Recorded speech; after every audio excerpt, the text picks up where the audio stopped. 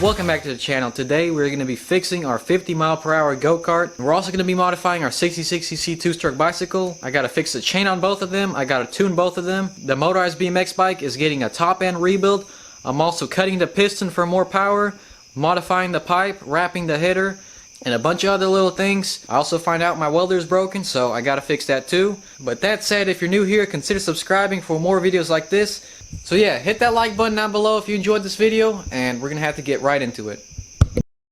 First thing we gotta do is we gotta take off this carburetor, check all the fuel, and I'm gonna go ahead and rejet it because I do want to make this thing obnoxious.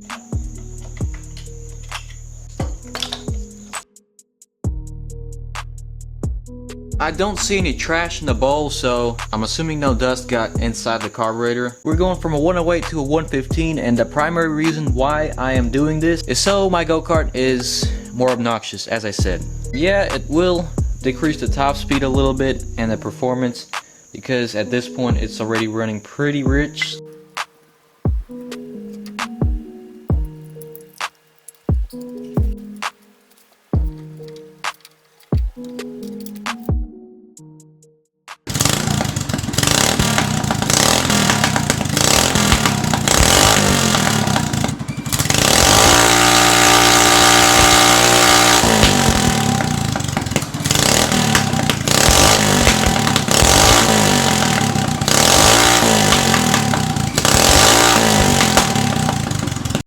So it's the next day and I gotta go ahead and fix my chain after me and Philip broke it. But I bought this little chain breaker. I'm just gonna say this thing is so nice. It makes my life like 10 times easier. So let's get this chain on.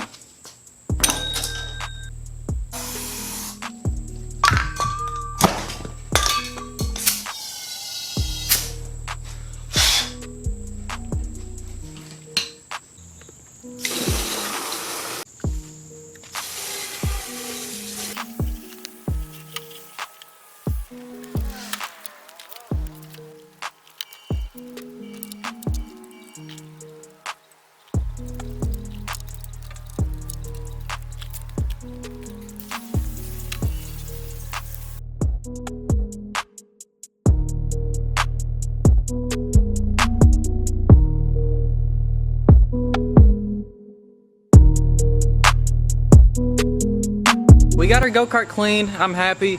We adjusted the brake, a few other things we adjusted, and I'm gonna be honest, the 50 mile go-kart is no longer a 50 mile go-kart just because head gasket is leaking, our valve springs got weaker, our piston rings have worn, our clutch has worn, and all those factors might still be able to do 50, but we'll call it a 45 mile go-kart for now. So moving along, now we're gonna work on the motorized bike. You know, I feel like giving it a top end rebuild, so I'm gonna give it a rebuild. I'm gonna do the piston mod to it, possibly a new expansion chamber, and retune the carburetor, check the spark plug, probably weld some spots up, mess with the chain, and hopefully we should be good. After all that off-roading we did,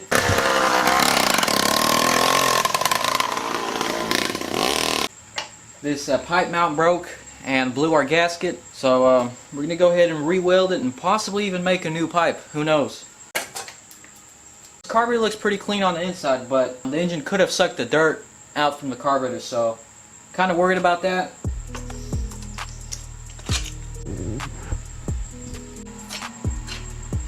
Surprisingly guys, there is very little scoring inside the cylinder. Actually guys, I do see a tiny bit of nickel seal popping off.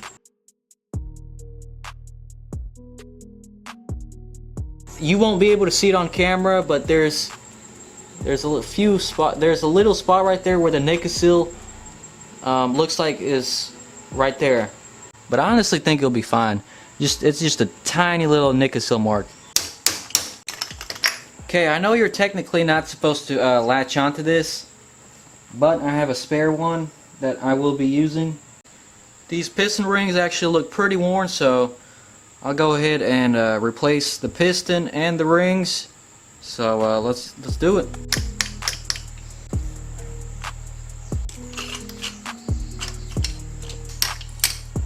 That is the area I'm gonna be shaving.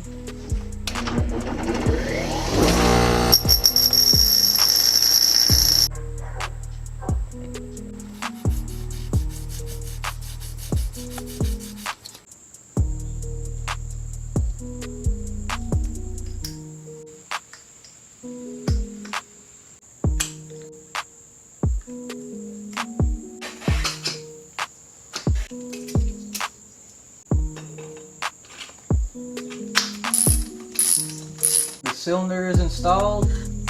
For now, I'm just gonna leave everything hanging and we're gonna go ahead and address the other side. My friend was driving on the road and this tension or whatever just vibrated apart. We're gonna go ahead and delete this, delete everything that has to do with the gears, and we're just gonna go ahead and shorten this chain so it rides on only one gear.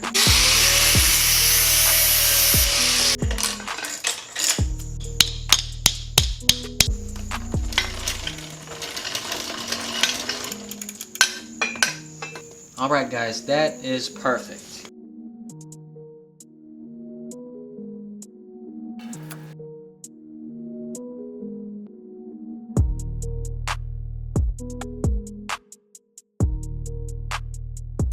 I have some off-road tires. So these are the stock ones and these are the ones off my sister's bike. So these are going to be a little bit skinnier, but still I think the more aggressive tread pattern will make up for the fact that these are about 0.2 inches skinnier. So I'll go ahead and put these in the front.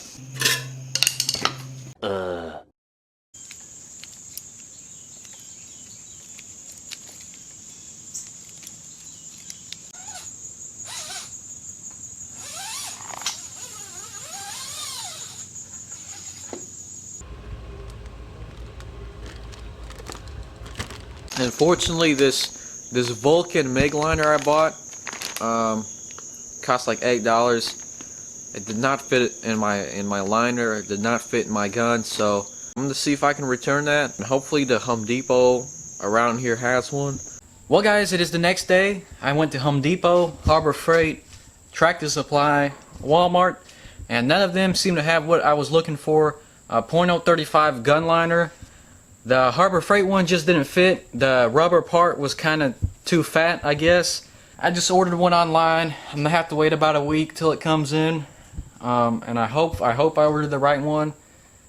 So I guess no more welding for a week, or until that thing comes in. I mean, we can still stick weld, but I don't really like it. I replaced the front tire. Now I'm gonna go ahead and swap out this rear one.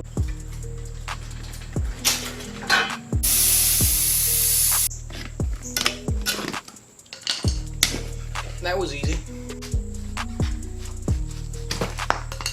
But this beautiful expansion chamber I made, unfortunately I don't like it, and it made that mount vibrate apart. So, and I've also noticed that this takes away a lot of my performance. Our welder is down, so I'll just cut it, and we'll see what we can do.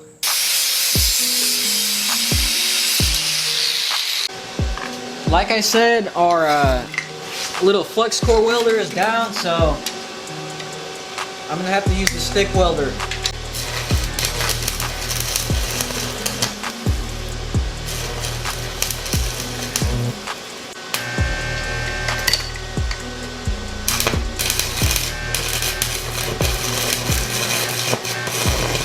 Later that same evening. Okay guys, so ignore all the tape, but it's been a few minutes and here's what I've done off camera. So first of all, you can see that I've added some pegs.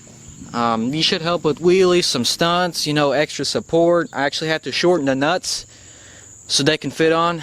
I've cut off my muffler, re-welded my mount. I went ahead and wrapped this header up just a little bit because that's where most people's feet go, and I don't want anyone suing me for burnt feet. And last but not least, we added this kickstart.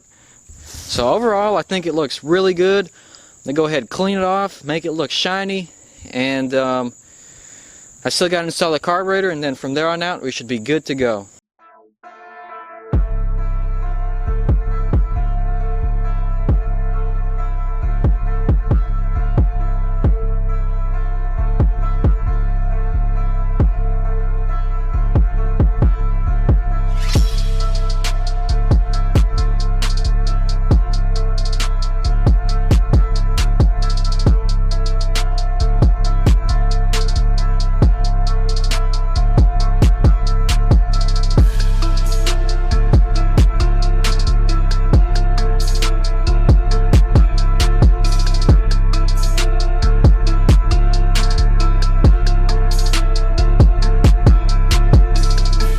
Well, this thing is done.